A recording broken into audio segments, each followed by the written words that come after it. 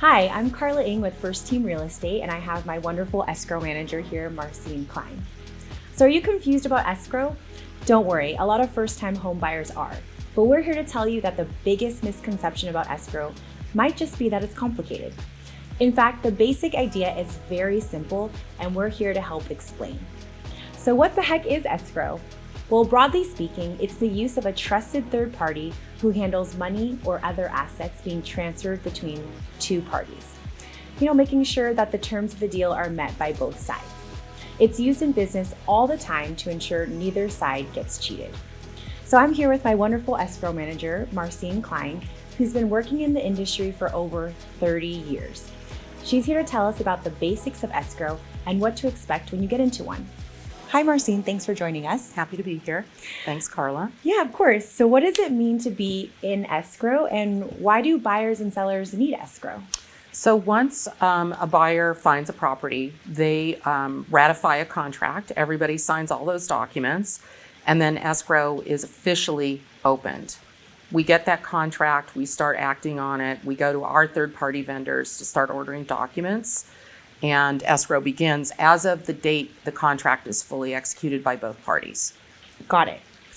And how does someone open an escrow, and what does it mean to fall out of an escrow? Okay. So opening an escrow, basically an agent scans a document to us and they give us the contact information for their buyer and their seller.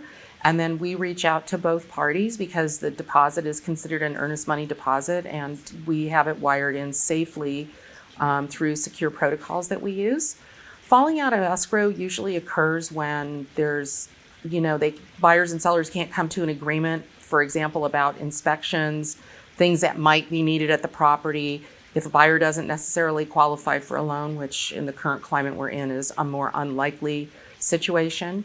And a lot of buyers right at the very beginning of escrow get cold feet. They've been in multiple offers. There's 17 offers. They were the winning bid.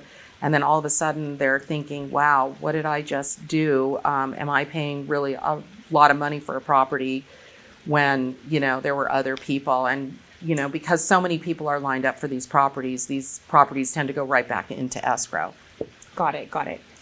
Yeah, I wouldn't want to fall out of escrow. So who chooses the escrow company? How long is a typical escrow, and how does the process work? So usually, since buyers and sellers pay for it, they certainly have the power to request, but the listing agent and the selling agents, because of course they list properties too, have relationships with their trusted contacts and their trusted people.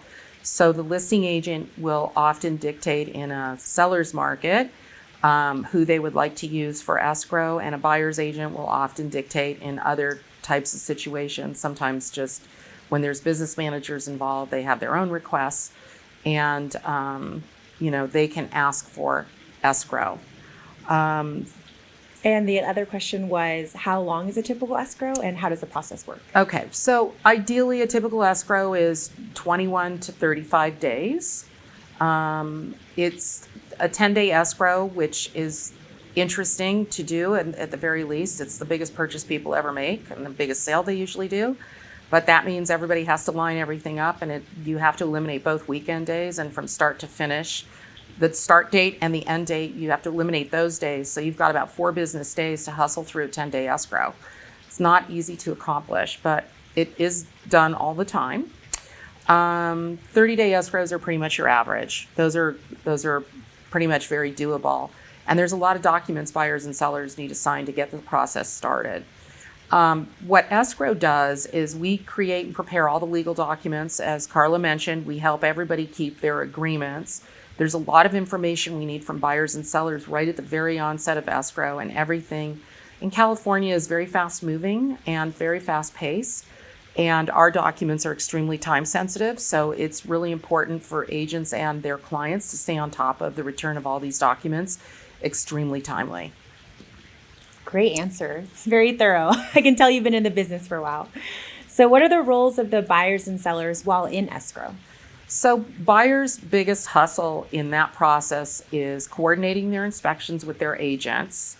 And most important, if they're getting financing, they should always be pre-qualified before they're even looking for property, because you want to be looking for property in a price point that you can afford comfortably. and not stretch. So, and also you have to take into consideration the kind of marketplace we're in, where there are a lot of multiple offers going on right now in all price points. So the big focus for a buyer is escrow packages will come in. Those are very time sensitive. Getting information, credit information, and documentation over to your lender, also very time sensitive. And inspections, there's drop dead dates in your contracts. Those are very time sensitive as well. And, making sure all your money is in order. If you're getting gift funds, you've got to make sure those are lined up and ready to be placed in escrow.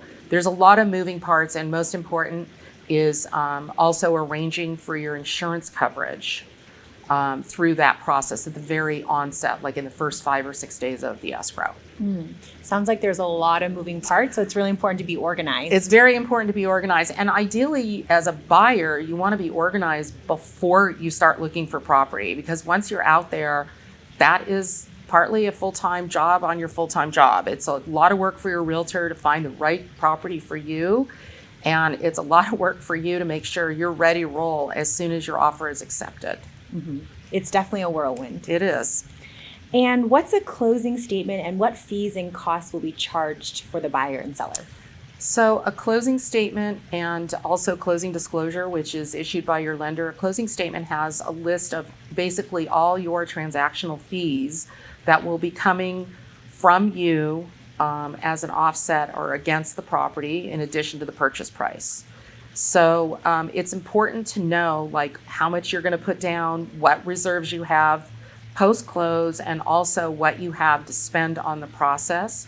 For a buyer, there's going to be lender fees, title fees, escrow fees, insurance, tax prorations would be the biggest items. There's also going to be, if you're buying a condo, you're going to have HOA costs as well.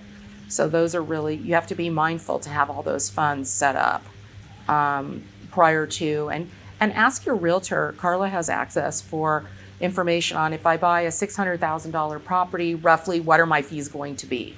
And all that information is available to you and to your realtor, so it's just all in the asking.